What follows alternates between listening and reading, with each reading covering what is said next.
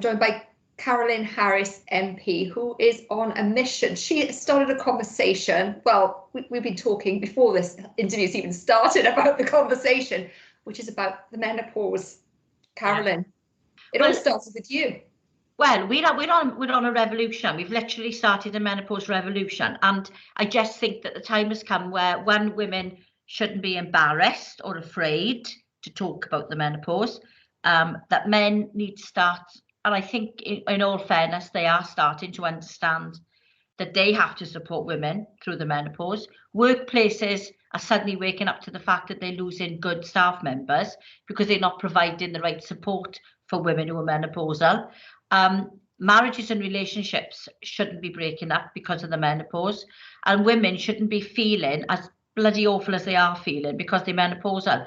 And the trouble has been that because we don't talk to each other, because nobody told us about it. I mean, I told this story umpteen times about my mother sending me out of the room when her and her sisters were talking about one of their menopauses. I was 36. You know, of course I should have been involved in that conversation, but we have put ourselves in a position where we've not talked about it, we've not shared, so we don't know that what we are feeling, other women are feeling, until you start saying to somebody, oh God, I think I've got onset dementia because I can't do this and I can't do that, and they say, oh my God, you know, the number of conversations I have had over the last Me too. 9 months where I've said the words and people have said, that's what I got. And no, so it's women helping women, and that's got to get better, because if you're not having those conversations, then you're not getting the help from anywhere. So, you know, I was on antidepressants for 11 years because I put down to the fact in 2010 that I was having a nervous breakdown, and I told my GP I was having a nervous breakdown. And I tell you what, my GP was fantastic. He was absolutely awesome. But I only gave him the symptoms that I wanted to talk about. I didn't talk about the low libido. I didn't talk about the itchy skin. I didn't talk about the brittle nails. I didn't talk about my hair thinning. There's so many things I didn't tell him about.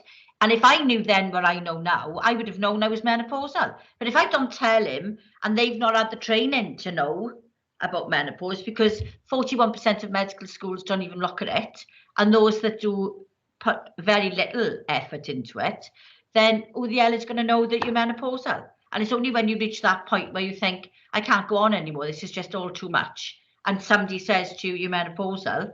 And if you can take HRT, and you do take HRC, it can be life-changing, but it's not for everyone. But women need to know that it's there, and they need the information about it, and they need to be able to access it, to be able to say, I can take this, I will take this, and then they will see, my God, you know, the difference is phenomenal. I've gone on HRT this year, and I'm slowly weaning myself off antidepressants, but after 11 years, I'm not rushing to come off it in one go. I am literally weaning myself off it, because obviously, you know, I've taken them for a long time. But so many women out there don't know they're menopausal. So many women's mothers were menopausal and they didn't know they were menopausal. So this revolution is about, the first thing it's going to do, hopefully, is to give fairness to women living in England, because no, they're at a different disadvantage to us in that they've got to pay for their prescriptions. Now, we live in Wales and we don't have to pay, which is absolutely brilliant.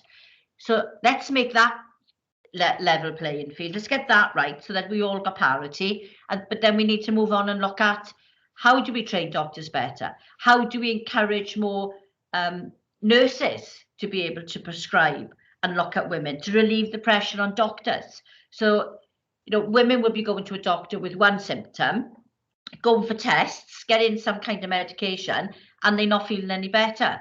But because the doctor is not joining the dots, they're not treating the menopause. They're treating individual symptoms like fibromyalgia, like onset dementia, like osteoporosis. But if the treatment for those is not working, and they're still having the symptoms, and they've got other symptoms, and there are 32 symptoms, chances are they're on the menopause.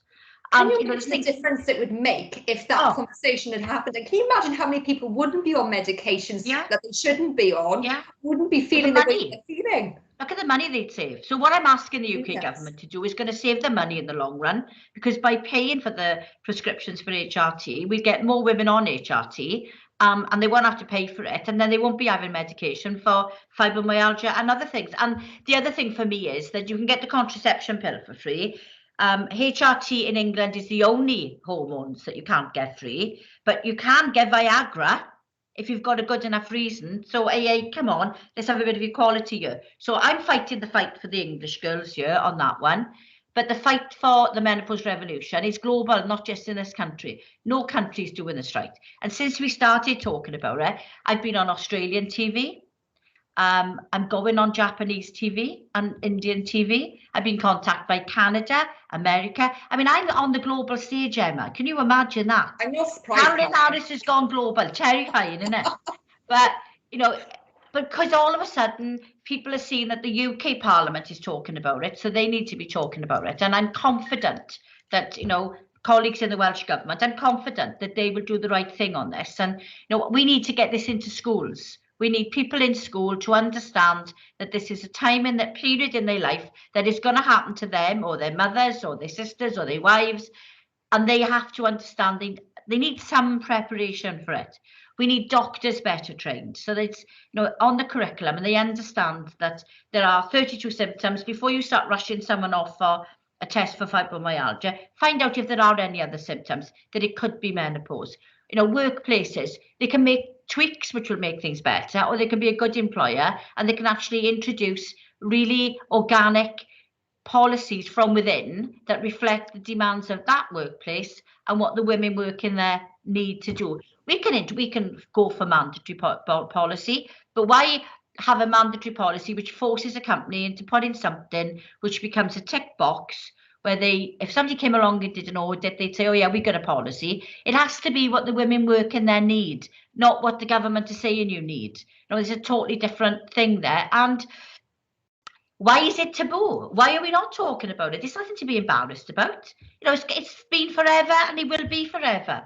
Let's embrace it. I think that women are fabulous. I would say that, wouldn't I? But women are fabulous, and we can be fabulous all through our lives. Why shouldn't we be? We can do so much, and we've got so much to offer, and we are literally the backbone of this country. We're the backbone of the world. We've always carried the burden, and at the time when we have a burden, then it's only right that people share that burden and give us the support and respect that we need. So this revolution is on the march. We had a debate in the chamber yesterday, and I used the term vaginal dryness twice. I don't think it's ever been said in House. I don't think it's ever been used in House of Commons chamber, and I ended with words that you will never hear again, and well, you may, because I may say them again in the House of Commons chamber, which is long live the revolution, because we are on the march. And you know, you've got celebrities talking about it, you've got health professionals talking about it, you've got business talking about it. More importantly, you've got women talking about it. And women are talking to their husbands and their bosses and their friends, and they're talking to everyone. And let's lift that veil and stop brushing it under the carpet, and let's start seeing this for what it is. A condition that we've got to live with, but we haven't got to live with it on our own and in silence. We need to be sharing our experiences so we make it better for the girls behind us, our sisters, our daughters, daughters. You know, generations behind will be looking at us and thinking, God, they took their time to get to that point, didn't they? And we're there now. We now's the time.